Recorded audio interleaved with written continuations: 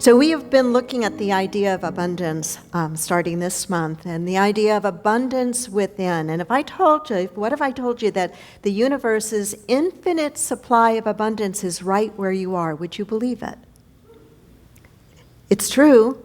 The universe's infinite supply of abundance is right where you are, right where I am. There's no place where it is not.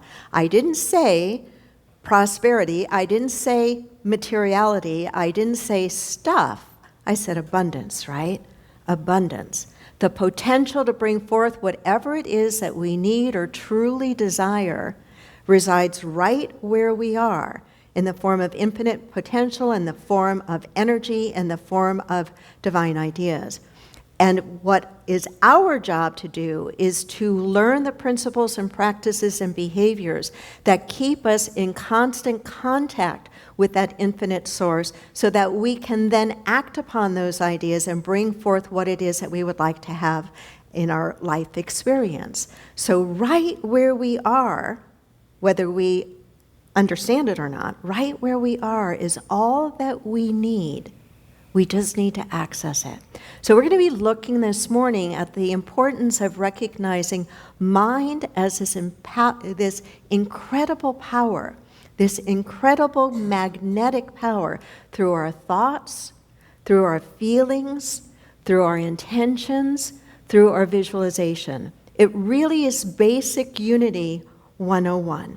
Basic Unity 101. Last week, I emphasize something that I want to keep first and foremost in our minds because I think it's really important. And it is the difference between abundance and prosperity.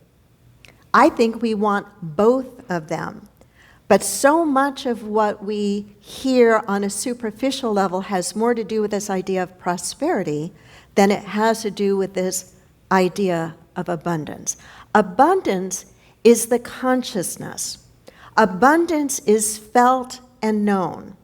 Abundance is a state of being, and it is equally available to every single one of us.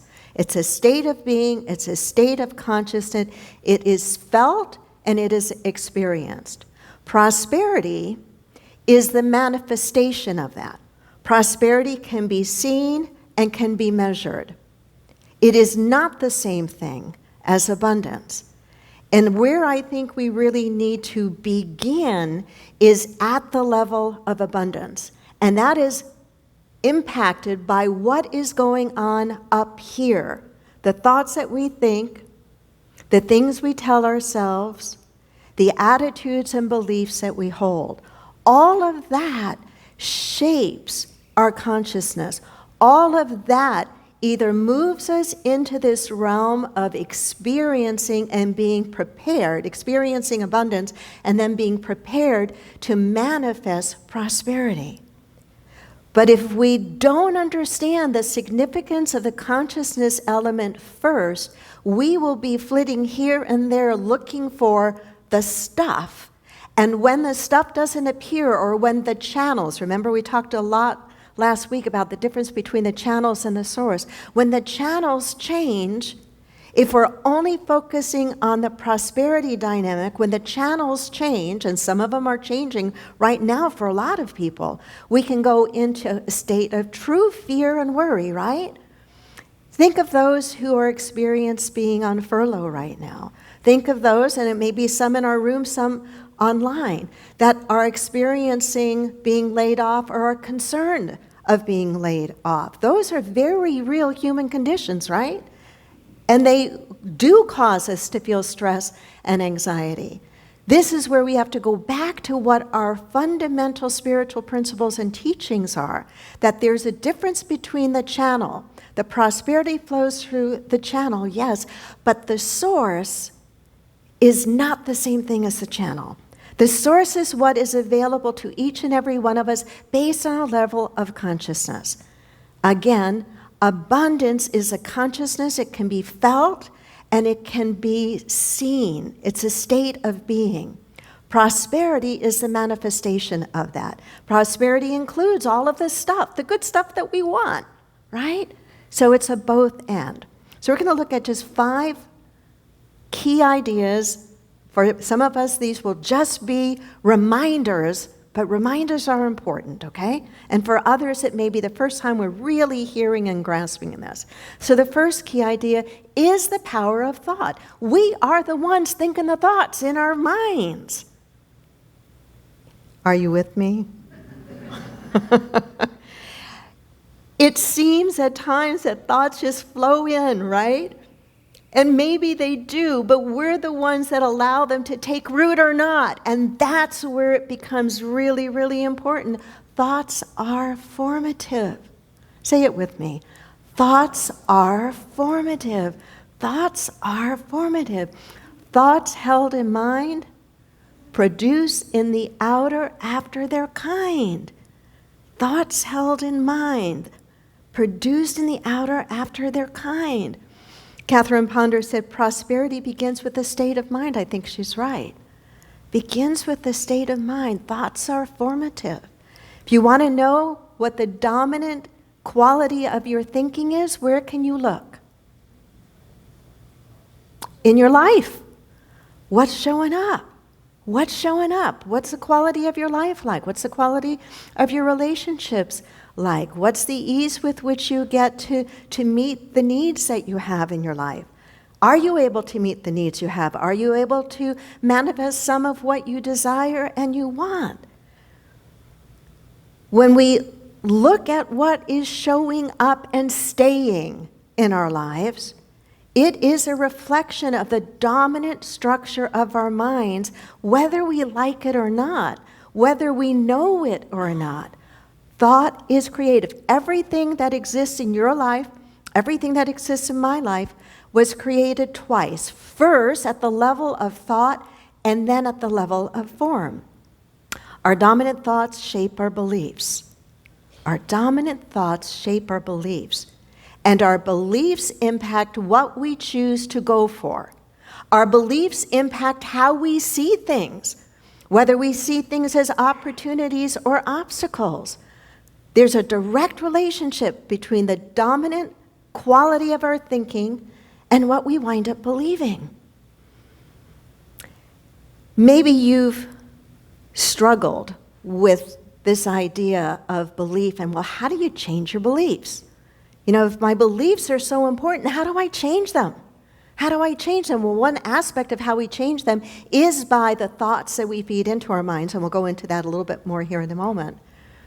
But there's another piece of it that is really insightful and helpful. And it's a piece that I first learned from author and teacher Bob Proctor. Bob Proctor would teach about the importance, as many teachers like him, of the power of thought and the importance of working at the level of thought and the level of belief. And even he admitted to struggling with, well, how do you change your beliefs? And then he was in conversation with someone who rattled off a statement that really impacted him. And that statement included this idea that our belief system is based on our evaluation of something. Take that in for a moment. Don't let that just go by. Our belief system is based on our evaluation of something. When you think about the things, the beliefs that you have, examine your evaluation of the thing that you're believing. How have you evaluated that? And his point being that while trying to change beliefs can seem kind of vague and challenging, that approaching it from looking at how you're evaluating the thing becomes a bit easier to do because it's more at the level of the intellect. That we can reason with ourselves. We can choose to reevaluate the thing that we have been judging or believing. Does that make sense? I think it's a really helpful distinction because the dominance of our thinking is going to shape what we believe. When we begin to look at what are the beliefs that we are holding, if they are beliefs that are standing in our way, like there's not enough, or I'm never going to succeed, or it's really, really, really hard right now, if we get stuck there, we're really going to be stuck. But if we will step aside for a moment and say, well, wait a minute, what's beneath that belief is my evaluation of the thing. How might I be able to evaluate it a little bit differently and therefore hold a different thought about it? Therefore hold a different thought about it. A second key idea is this importance of intentionality and vision. One of the oft-quoted verses in the Old Testament in New Thought circles is the statement, where there is no vision, the people perish. You may remember, if you've studied any of the Bible in the Old Testament, that is a statement that was used to help Moses be able to navigate this motley crew through the wilderness and keep them going for 40 years. Don't hold them to the 40 years. That's a whole other numerical story of significance and numbers in the Bible. But he painted for them a vision of what their life could be like. And that vision helped to sustain them during those really, really rough periods. This is true for us as well. We may right now be going through a scary time financially or going through a time of chaos and confusion in our lives economically. We need to keep our intention intact. We need to keep our vision of what it is we are working toward intact and not let that be held hostage to the news or the naysayers or what anybody else is telling us. Whatever we ask for in prayer, believing we will receive. The belief has to do with our evaluation of the situation. Our evaluation of the situation. What are we holding in consciousness? What is the intention we are setting? When we wake up in the morning, are we setting an intention for the day? Are we setting the intention that it will be a day in which we can move forward with ease and grace? Are we setting the intention, oh, good God, it's morning? Or, good morning, God. Same words. It's the same words, right? But a different intention, a different energy that we're bringing into the experience. Energy is important. It's important. The pictures we hold for ourselves, the intention that we set for ourselves, not for anybody else. We can't do it for them, but we can set it for ourselves. What is the good that you intend to bring forth for yourself? What is the good that you desire? Can you be clear about it? When we're not clear, chaos erupts. The story of the Tower of Babel is when understood metaphysically and mystically, a story in the Old Testament, is that when the people were of one language, they were able to build this Tower of Babel. They wanted to build this, they didn't call it Tower of Babel, but they wanted to build this tower, thinking they could reach the heavens and could be like the gods. And it was with one mind and one heart that they did it, but they also had the problem of pride and ego in the way. And so the story goes, and again, this is a story, but the story goes that God, we really made God in our image, not the other way around, but that God got upset and decided that the way he was going to mess with these people was to cause them not to understand one another's language, to speak in different languages, and therefore they couldn't communicate, and therefore they couldn't complete the job. What's the metaphysics behind that? To me, the metaphysics behind that is that when we are of clear mind, we can build a better life for ourselves, as long as we keep our ego in check. When we are of clear mind, how do we be of clear mind? How do we be of clear mind? I think one of the ways we are clear mind is that we have to align with the energy that we want to bring forth.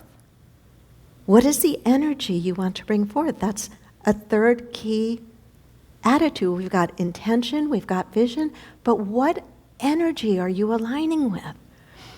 Abundance flows when we align with the energy of abundance. When we feel the energy of gratitude, we become much more of a magnet to attract more to be grateful for in our lives. Whether it's more love or more health or more joy or more opportunities or more leisure or more abundance. But we attract it based on our energetic level. This is why working at thought, this is why working at the level of thought and the level of belief is so important, because the level of thought and the level of belief impacts our energy. Have you ever been around someone whose energy is joyful and happy and upbeat and, excuse me, I've got a frog in my throat. And you feel that energy? You been around that? You haven't been around that? Nobody's been around that. Oh, okay. How about the opposite? Have you been around that? I mean, are there just some people that you know, and I'm not trying to be judgmental about it, it's a discernment thing, really, where you feel, wow, their energy is just, oh my God, so heavy and down and negative and nothing ever works, right? And have you noticed that that's usually true on the manifest level of their lives? Nothing's working. And then there are those that just have this optimism, this faith, this joy that somehow, some way, they will eke out the lessons in whatever it is that they're going through. They will be able to build a life of meaning and purpose no matter what's happening around them. We feel that too, right? It's an energetic thing that we feel. That energy level is really, really important. And one of the ways that we can change that energy is as we are changing our thinking, as we are setting our intentions, as we are practicing our visualization work. It's like the tuning fork. You know the illustration of the tuning fork, right? Every object has its own natural frequency. Every object, not just tuning forks. You have your own natural frequency. So do I. The beautiful thing is we can change our natural frequency. We can lift it up. But if you take a tuning fork and you strike it so that it begins to vibrate, and you have another tuning fork who has the same natural frequency near it, that second tuning fork will pick up the vibration of the first without ever having been touched. Why? Because they're at the same what? They're at the same frequency. You and I aren't any different. We are vibrating as well. Some vibrating at a very high level and others not so. It's why we can feel at a resonance and an attraction with certain people that we don't feel with others, because there's something on a vibrational level that we recognize even if we don't have the words to describe that. And when we come together with those that are vibrating at a similar level, the good that we can do for ourselves and for one another is phenomenal. I think it's the mystical teaching of what Jesus meant when he said, where two or more are gathered in my name, there am I in the midst of them. He wasn't talking about his physical body being in the midst of people when they were praying.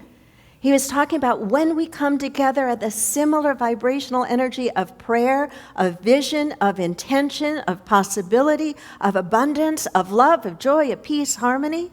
When we come together with others of that similar vibration, the cumulative vibration and the cumulative power is even greater.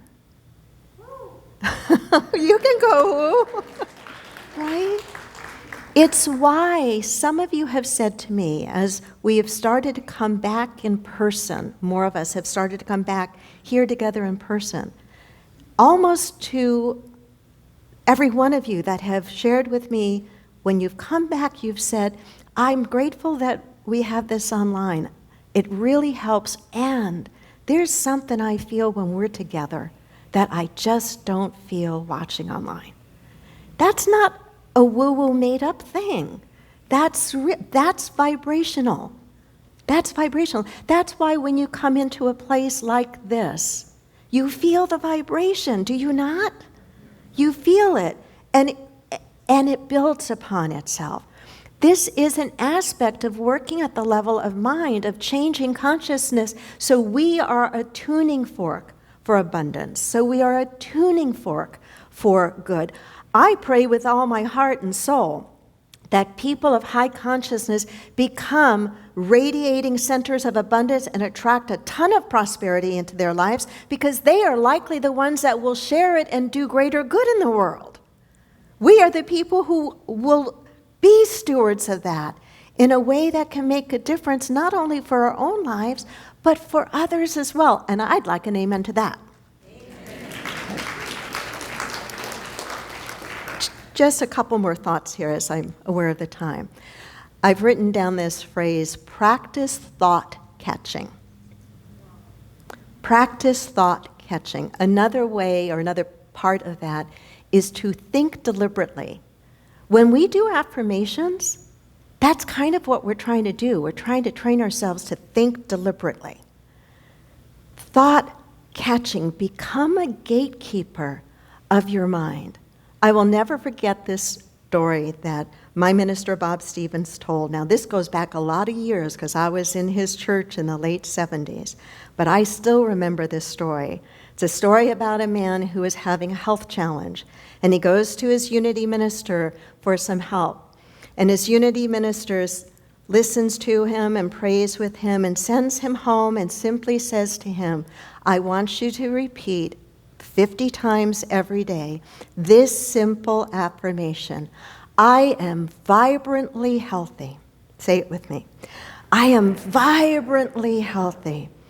Do you think you can do that? And the congregant says, yes, I think I can do that. I'll go home and every day, at least 50 times a day, I will affirm, I am vibrantly healthy.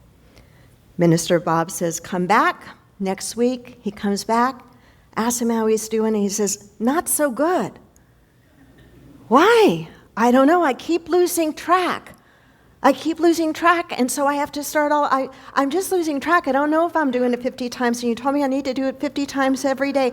I am vibrantly healthy. So Bob says, okay, here's a piece of string. I will tie some knots on this piece of string. Go home and use this when you meditate so you can keep track of your 50 times and come back next week. And he comes back next week and he says, this has even worked than the first week. Bob says, are you doing this every day? Yes, I am. Show me what you're doing. He takes out his string. I am vibrantly healthy knot.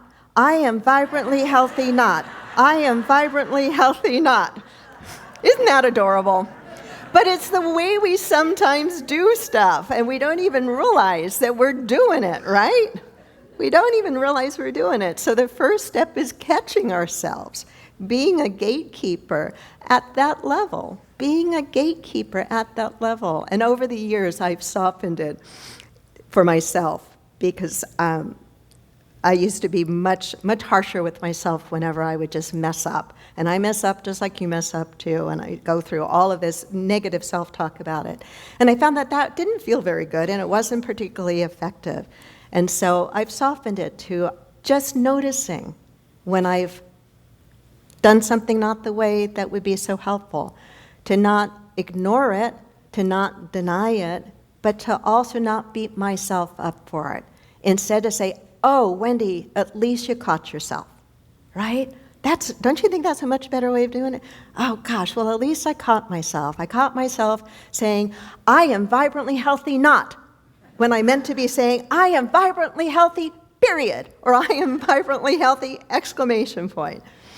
And so wrapping this up then, it is about working at the level of consciousness, that abundance is a state of being, a state of consciousness. Prosperity is the manifestation of that, the things that we can measure, the things we can hold in our hands, the things that we might very much want and desire and need, and that the way that we work to lift ourselves into a higher consciousness of abundance is through the power of our thinking, through choosing our thoughts, through picking an affirmation or two that we can use. Identify, here's a homework assignment, identify a limiting belief that you have. And maybe the limiting belief you have is that you think that your channel is the source of your supply. Or a limiting belief you have is that you believe there really isn't enough for everyone. So whatever the belief is, develop an affirmation that counters that belief and begin to work with that on a regular basis. Does it matter if you believe it at first? No, it doesn't. No, you and I have believed all sorts of, you and I have accepted all sorts of things that aren't true and accurate, right? So all we're trying to do is replace that old with something new, something positive, something healthy. The affirmations that we use, the visualization that we do, the prayer work that we do, all of that works at the level of consciousness and at the physical neurological level of our brain. It changes our neural pathways, and that's why it becomes easier and easier over time. Namaste.